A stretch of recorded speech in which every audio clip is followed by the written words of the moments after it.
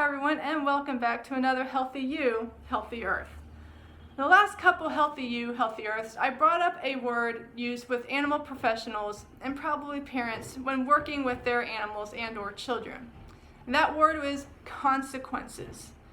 Now when I'm talking to groups who may not be completely familiar with the concept of operant conditioning, I usually refer to consequences to help describe it.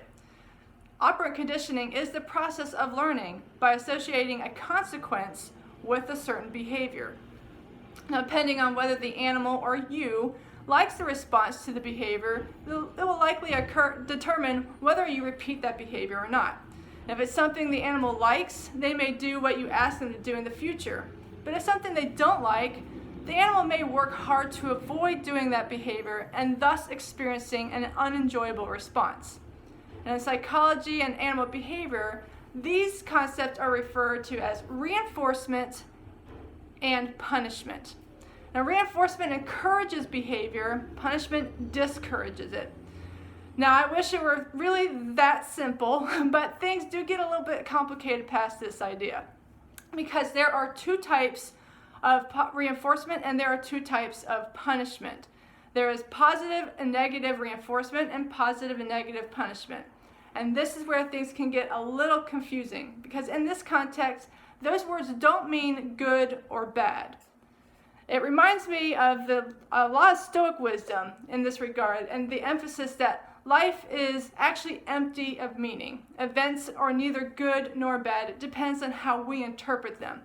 One person would love to receive chocolate, but another person might prefer something else. The same goes for animals. One dog loves to play in the rain, another huddles close to the shelters so he doesn't get wet. We give the response meaning. It's not inherently good or bad. But in this context, back to positive and negative, positive means something is added to the environment, meaning something is given to the learner. Negative means something is taken away or removed. And remember, punishment refers to something that will discourage or decrease the likelihood of behavior occurring again. And reinforcement is something that will encourage behavior. It's something the learner likes. So if you use negative reinforcement, you are removing something, and by doing that, the learner likes the response. And we'll definitely go into that very, very soon. Positive punishment is giving the pupil something that they don't like in order to discourage an undesirable behavior. And this also works vice versa for negative punishment, taking away something the animal likes or values to discourage a certain behavior, kind of like a timeout. Now, but when I brought up consequences in the last couple of videos, I mentioned positive reinforcement. And that this is the preferred method of most animal trainers because it focuses on what the animal likes, which builds trust. Remember my talk about putting trust in the bank, and focuses on encouraging behavior or what the trainer would like to see more often.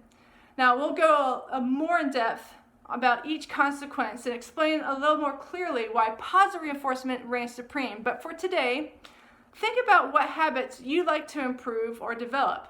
Now, how do you currently approach learning or developing that habit?